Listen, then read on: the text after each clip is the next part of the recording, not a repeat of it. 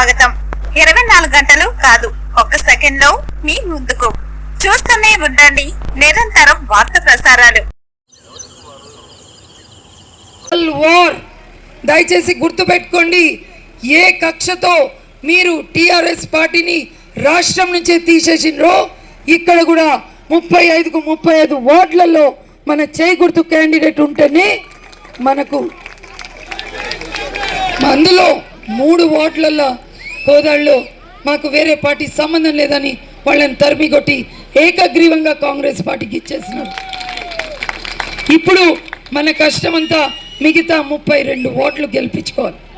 నేను చేతులెత్తి మీ అందరినీ కోరుకుంటున్నా, మహిళలు ఇంత పెద్ద సంఖ్యలో వచ్చిండ్రు, చాలా ధన్యవాదాలు. నేను చేతులెత్తి నమస్కరిస్తున్నా. నా ఎమ్మెల్యే పదవి ఉండి ఇంకా నిధులు తీసుకురావాలంటే మీరందరూ కూడా ఇది ప్రామిస్ చేయాలి. యూత్ ఎక్కడనంటే వాళ్ళ మాట అక్కడి వరకు చేరుతుంది.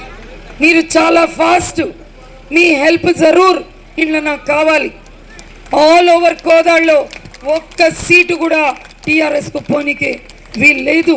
మీరు కంకణం కట్టుకొని, మహిళలు కంకణం కట్టుకుంటే ఎవడు ఆపలేదు మన సక్సెస్. నేను పూర్తిగా నమ్ముతున్నాను.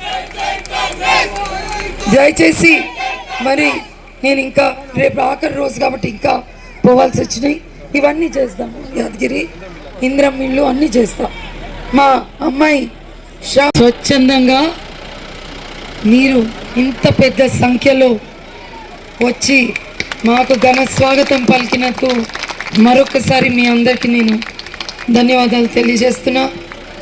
మరి రేపు ఆఖరి రోజు మనకు ఈ వార్డ్ ఇన్ఛార్జెస్గా వచ్చిన పలు నాయకులందరికీ కూడా నా తరఫున, పార్టీ తరఫున ఈ 10 రోజులు ఈ వార్డ్ క్యాండిడేట్తో పాటు ఉండి ఈ క్యాంపెయిన్, ఎలక్షన్ క్యాంపెయిన్ నడిపినందుకు వారికి కూడా నా మనస్ఫూర్తిగా ధన్యవాదాలు తెలియజేస్తున్నా.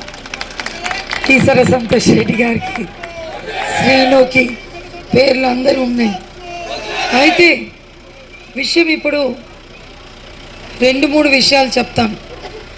యాదగిరి గారు చెప్పారు అన్నీ సరే. ఇక్కడ పట్టాలు లేవంటున్నారు, తప్పకుండా అవి నేను బాధ్యత తీసుకొని ఇచ్చేటట్టు నేను చేస్తాను.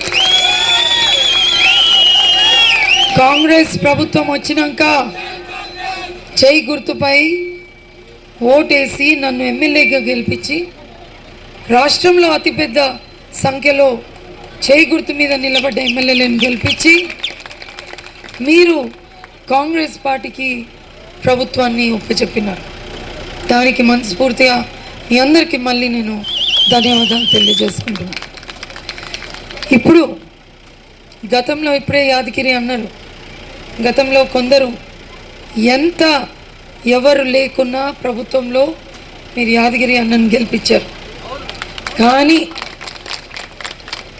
అప్పుడేమైంది, ప్రభుత్వంలో లేరు, ప్రేమ కొద్దీ మీరు గెలిపించిండ్రు, ఇది కాంగ్రెస్ అడ్డా అని నిరూపించుకున్నారు. దానికి మీ అందరికీ హ్యాట్స్ ఆఫ్, సెల్యూట్ కూడా పెడుతుంది. ఈసారి అదే సిచ్యువేషన్.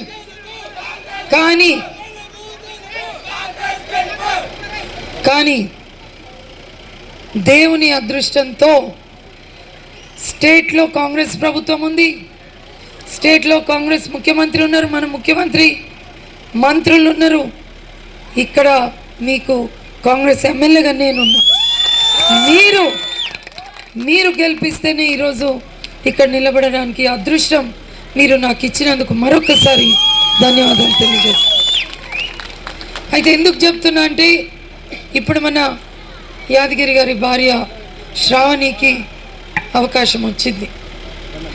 కాంగ్రెస్ ముఖ్యమంత్రి, కాంగ్రెస్ ఎమ్మెల్యే, కాంగ్రెస్ కౌన్సిలర్ కూడా ఉంటే మనమందరము అనుకున్న పథకాలన్నీ కూడా అమలు చేయడానికి ఒక కాంగ్రెస్ ఎమ్మెల్యేకి, ఒక కాంగ్రెస్ కౌన్సిలరు అవసరమా కాదా అని నేను అడుగుతున్నా. మీరు యాదగిరి గారిని గెలిపించుకుంటే కొంత పని చేయగలిగినారు, ఎందుకంటే ఇప్పుడే చెప్పినారు వేరే పార్టీ వాళ్ళు ఇవ్వలేదు. కానీ ఇప్పుడు అలా లేదు. ఇప్పుడు మన ప్రభుత్వం ఉంది, మన ఎమ్మెల్యే ఉన్నారు, మన ముఖ్యమంత్రి ఉన్నారు, మన కాంగ్రెస్ కౌన్సిలరు మరి ముఖ్యంగా అవసరం మనకు. మీరు గెలిపించినందుకు నేను ముఖ్యమంత్రి గారి ఆశీస్సులతో, బట్టి విక్రమార్ గారి ఆశీస్సులతో, మన ఉత్తమ్ గారు కోషిష్తో ఇక్కడికి 1100 కోట్లు తీసుకొచ్చి కోదాడ నియోజకవర్గంలో పెట్టింది. 2 ఏళ్లలోనే మీరు నన్ను ఎమ్మెల్యే చేస్తే ఎమ్మెల్యే ప్రధాన బాధ్యత తన నియోజకవర్గాన్ని అతి పెద్ద సంఖ్యలో నిధులు తెచ్చి నియోజకవర్గాన్ని అభివృద్ధి పదంలో నడపాలి. మొదటి భాగం నేను చేసిన. రెండో భాగం ఏంది? ఈ అండర్ గ్రౌండ్ డ్రైనేజ్. మీకు అందరికీ రేపు ఒక ఏడాదిలో ఎక్కడ కూడా మీ ఇండ్లలో ముందు ఎక్కడ కూడా కాలువ కనపడకుండా అండర్ గ్రౌండ్ డ్రైనేజ్ 400 కోట్లు పెట్టి తీసుకొచ్చిన. మీకు మీ కాలనీస్ అన్నీ కూడా ఒక సిటీలో ఎట్లయితుంటాయో రోడ్లు, కాలనీలు, లైట్లు, ఈ వైర్లన్నీ లేకుండా నీట్గా చేయడానికి నేను నిధులు తెచ్చుకున్నాను. అది ఒక భాగం. ఇంకొక భాగం ఏంది?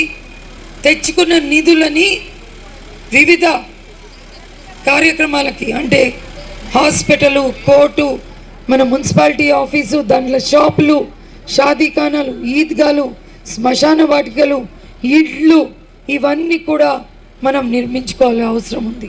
నిధులు తీసుకొచ్చిన నిర్మించుకోవాలంటే నేను ఆ నిధులు తీసుకొచ్చి కౌన్సిల్లో 35 మంది కూర్చొని నేను ఆ నిధులు తీసుకొస్తే కౌన్సిలర్స్ అందరు సంతకాలు పెట్టాలి. నా కౌన్సిలర్ అంటే హస్తం గుర్తు పార్టీ వాళ్ళ కౌన్సిలర్ శ్రావణి గారిని గెలిపిస్తే తప్పకుండా నేను ఎన్ని నిధులు తీసుకొచ్చినా మీకోసమే తీసుకొస్తున్నా, నా సొంత ఇంటికైతే తెస్తలేను.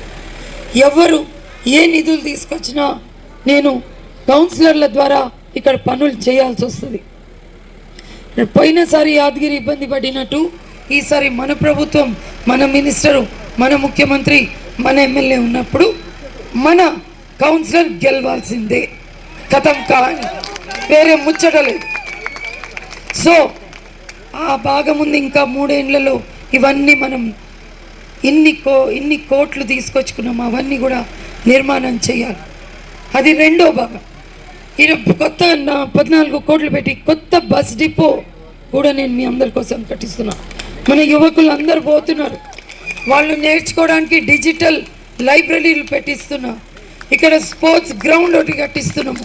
అక్కడ నవోదయ స్కూల్ ఒకటి పెట్టినాం 50 కోట్లు. అక్కడ 250 కోట్లతో integrated Delhi syllabus school, free school, hostel అక్కడ పెట్టిస్తున్నాం. ఇవన్నీ కూడా చేస్తుంటే ఇంకొక భాగంలో 3 ఏళ్ళు 10 ఉంది కాలము. ఇవన్నీ కూడా పనిచేయాలంటే కేవలం 34వ వార్డు శ్రావణి గెలిస్తే లాభం లేదు. అన్నిటికీ అన్ని 35కు 35 వార్డులు నా చేతికి కాంగ్రెస్ కౌన్సిలర్లని మీరు ఇస్తేనే అప్పుడు ఈ నిధులన్నీ ఏ ఆటంకం కలగకుండా మీ ఇంటి వరకు వస్తాయి. పట్టాలు కానీ, ఇండ్లు కానీ, నల్ల కానీ, లైట్ ఏదైనా. ఇప్పుడు మీరు అందరు నిలబడ్డరు, మంచిగా వింటున్నారు, మీటింగ్ మంచిగా కొనసాగుతాం అనుకోండి. 35 మంది కౌన్సిలర్లు, ఒక్కడు టీఆర్ఎస్ అతను కౌన్సిలర్ తప్పుదారి గెలిచి వచ్చిండు అనుకో, ఏమవుతుంది?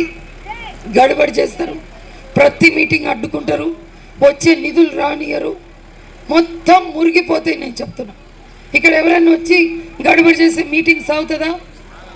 ఒక్క మనిషి చాలు. మనం ఇంత మంచిగా అందరే ఒక దిక్కున్నా ఒక్క మనిషి చాలు.